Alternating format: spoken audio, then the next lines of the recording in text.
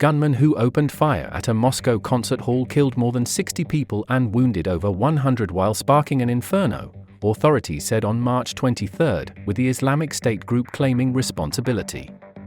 Attackers dressed in camouflage uniforms entered the building on March 22, opened fire, and threw a grenade or incendiary bomb, according to a journalist for the RIA Novosti news agency at the scene.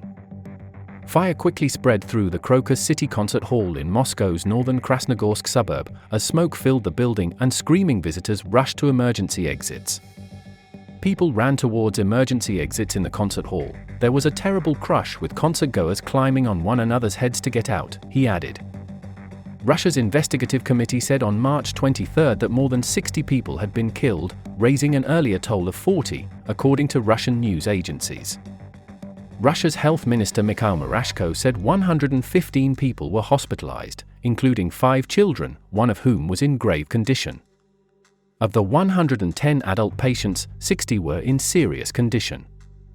Authorities said a terrorist investigation had been started and President Vladimir Putin was receiving constant updates, his spokesman Dmitry Peskov told Russian news agencies. Russia's National Guard said it was on the scene and looking for the perpetrators. An AFP reporter saw police officers with sniffer dogs inspecting vehicles parked next to the building. The Islamic State said its fighters attacked a large gathering on Moscow's outskirts and retreated to their bases safely.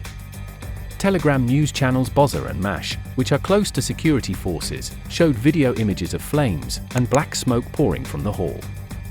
Other images also showed concertgoers hiding behind seats or trying to escape. Security services quoted by Interfax said between 2 and 5 people wearing tactical uniforms and carrying automatic weapons opened fire on guards at the entrance and then started shooting at the audience. About 100 people escaped through the theater basement, while others were sheltering on the roof, the Emergency Services Ministry said on its Telegram channel. 3 helicopters were involved in efforts to put out the fire, dumping water on the giant concert venue that can hold several thousand people and has hosted top international artists. Shortly after midnight, the Emergencies Ministry said the fire had been contained. Moscow Governor Andrei Vorobyov later said the flames had been mostly eliminated, and rescuers had been able to enter the auditorium.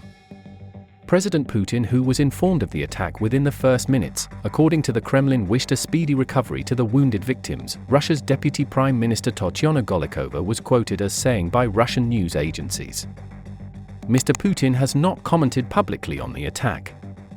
Outside the burning building, heartbroken relatives of those at the concert spoke of hopelessness as they frantically tried to contact loved ones.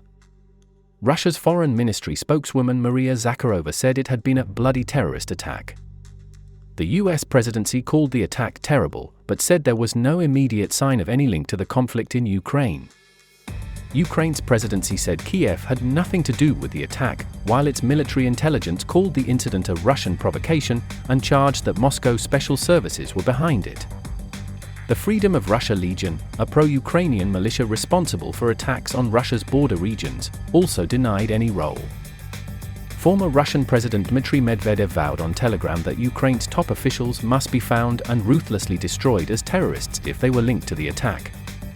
The United Nations, European Union, France, Spain, Italy, and several other countries also condemned the attack. The White House said its thoughts are with the victims of this terrible shooting attack, while French President Emmanuel Macron also expressed solidarity with the victims, their loved ones, and all the Russian people. Orthodox Church leader Patriarch Kirill was praying for peace for the souls of the dead, said his spokesman Vladimir Lagoida.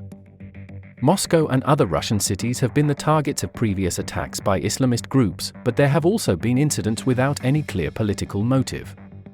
The White House said on March 22 that the United States warned Russian authorities earlier in March about a planned terrorist attack possibly targeting large gatherings in Moscow. Washington had shared this information with Russian authorities, National Security Council spokeswoman Adrienne Watson said. In 2002, Chechen separatist fighters took 912 people hostage in a Moscow theater, the Dubrovka, demanding the withdrawal of Russian troops from the region. Special forces attacked the theater to end the hostage-taking, and 130 people were killed, nearly all suffocated by a gas used by security forces to knock out the gunman.